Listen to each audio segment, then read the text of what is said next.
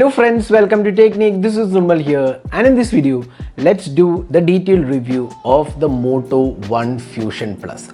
So Motorola announced their latest smartphone in India in the sub 20k price segment, the Moto One Fusion Plus with the Qualcomm's Snapdragon 730G processor, quad camera setup, 5000 mAh capacity battery, stock Android experience, and a full HD display along with a pop-up selfie camera.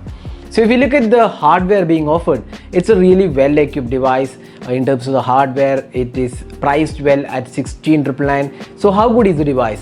What are the pros and cons? So that's what we are going to analyze in this video. So before that, if this is your first time on this channel, do hit that subscribe button and also hit the bell icon to get notified of all the videos we make. So now coming back to the review. First, let's have a look at the design and build quality.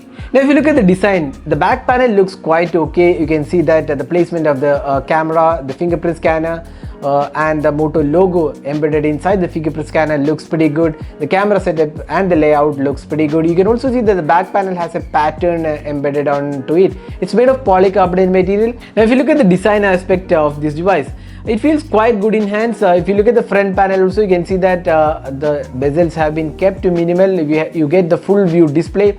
And one thing what is not that great about the design of the Moto One Fusion Plus is the thickness. Over 9 mm in thickness, the device definitely feels a bit bulky. Also the weight feels a lot when compared to the competition. So it is definitely a bulky device. You get a 5000 mAh capacity battery and a pop-up selfie camera. So combined together, the device definitely is bulky. Now build quality wise, it feels quite good. The back panel is a polycarbonate material, but still it feels sturdy. It doesn't feel like a flimsy device, but it still isn't as premium as the Poco X2 or the Redmi Note 9 Pro Max because it's not glass, it's polycarbonate material. So in terms of the overall design and build quality, we have only one complaint, the bulkiness of the device. Otherwise, it's quite a good device to hold and use. So next, moving on to the display. Now Moto claims that this is one of the best displays in this price segment for a couple of reasons. One is it comes with HDR10 enabled, and second is it has a DCI P3 support. So with the HDR10 you get brighter display and vivid colors or richer colors, and with DCI P3 support you get a wider color range when compared to the sRGB on the regular display. So combined together, this device has a really good display, and on top of that you get the full view display without the notch experience. This is a pop-up selfie camera. So display is definitely good on this device. The brightness levels could have been a tad better, but still it's quite a good display to use, especially for watching movies and streaming platforms. It's really good device because you don't have the notch experience. It's a full view display. So overall we feel it's a good display. So lack of Gorilla Glass or any added protection is definitely something which Moto could have added, but this is something which is missing on the Moto One Fusion Plus. So overall we feel the display is definitely good on the Moto One Fusion Plus. Now moving on to the software. So this is one of the highlights of the Moto One Fusion Plus. Now when we look at the UI, if you look at the competition with the MIUI 11 on the Poco X2 or the MIUI 11 on the Redmi Note 9 Pro Max, both have a kind of UI which sends a lot of notification cluttered and lot of bloatware installed. Now Moto One Fusion Plus comes with the stock Android experience. That's something which is really good. The stock Android experience is something which is very smooth as well.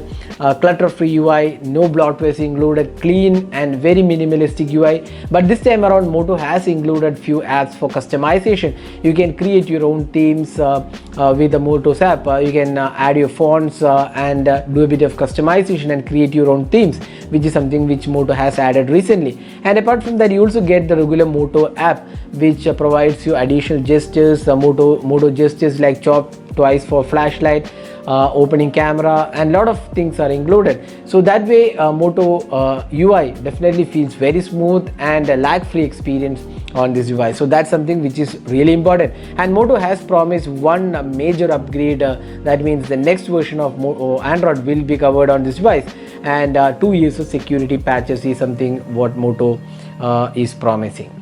Now talking about the performance, so this is powered by the Qualcomm Snapdragon 730G processor, which is a really powerful processor for the sub 20k price segment with benchmark scores of over 2,70,000. So in a way, this is a really powerful device. The experience of using the device is very smooth, lag-free experience. The memory management and the RAM management also is really good.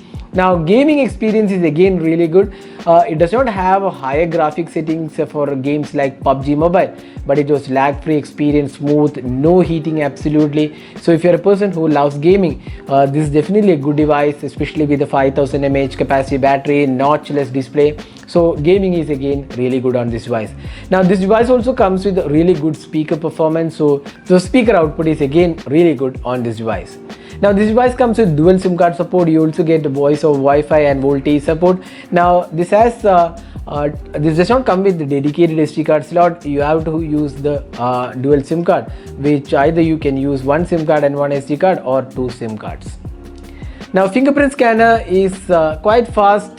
We have tried this fingerprint scanner. You can see that it is quite fast, but it may not be the fastest out there. Now talking about the face unlock, we also covered in the FAQ that this does not have a face unlock because it is using stock Android and pop-up selfie camera. So face unlock is something which has been omitted on this device. We expect probably Moto to roll out in future updates. We are not really sure on that. Now moving on to the camera. So this device comes with a quad rear camera setup. We have a primary 64 megapixel sensor, Samsung's GW1 sensor, f-stop 1.8 aperture, 8 megapixel ultra wide angle camera, 5 megapixel macro sensor, and a 2 megapixel depth sensor is included. Now the camera interface is quite okay. It might not be the best out there, but it's typical Moto interface. You get detailed aspects also, like manual mode is included, then color pop and few other options are included, and you can also adjust the aperture value for portraits and portrait selfie is also included. Now it also comes with a pop-up selfie camera. It's a 16 megapixel shooter. Now if you look at the camera samples came out quite well. One thing what was really good on the Moto One Fusion Plus is the color reproduction in daylight conditions.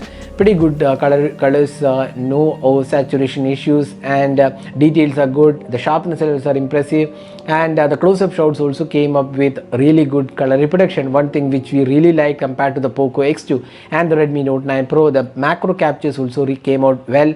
There is also 1080p resolution for macros. And if you look at the portraits again, portraits is something which we feel Moto should be improving. Portraits are not really perfect, especially the edge detection. Then low light captures also quite acceptable. A good overall performance. Selfie experience is really good. Natural selfies you get. Again, in terms of portraits, there is a bit more fine tuning required for edge detection. And finally, the video recording was quite okay. Again, a bit of over sharpening issues, but again, these things can be fixed with software updates. So if you look at the camera as a whole in the Moto One Fusion Plus, we feel the Moto has delivered a really good camera in this price segment, and a bit more fine tuning can be done with future software updates. Otherwise, it's a really good camera on the Moto One Fusion Plus. Now next and final aspect is the battery life. So this device comes with a 5000 mAh capacity battery. Now the battery life on the Moto One Fusion Plus is very good. You can get more than a day easily. Even if you're a heavy user, 1.5 days of battery life is expected, and if you're an average user, you can get almost like 2 days of battery life on the Moto One Fusion Plus. Now talking about the charging, it comes with 18 watt fast charging, and it takes almost like 2 hours 30 minutes to charge the battery, which is kind of slow. So when you compare with the competition like the Redmi Note 9 Pro Max and the Poco X2, you get 33 watt and 27 watt, which charges in around half the time. So in that way, Moto One Fusion Plus kind of disappointing, but not really that bad, but still it could have been slightly better fast charging overall. So summing up, how good is the Moto One Fusion Plus? So we feel Moto has done a really good job with the Moto One Fusion Plus, with good display, great software experience, great performance, good cameras, great battery life as well. Now only downside what we feel on this device is the bulkiness of this device. It's a kind of bulky device with a bit of thickness and also weight compared to the competition. Now other aspects could be like it does not have a dedicated SD card slot, which is not a major downside though, but still kind of minor issues. Other than that, we feel this is quite a good device overall. The cameras can be a bit more fine-tuned, but not bad by any means. It's a really good device in terms of camera, but a bit more fine-tuning can be done. So that is a detailed review of the Moto One Fusion Plus. So all in all, we feel Moto has delivered a really good device in the form of Moto One Fusion Plus, and is definitely a worthy device for 16,999.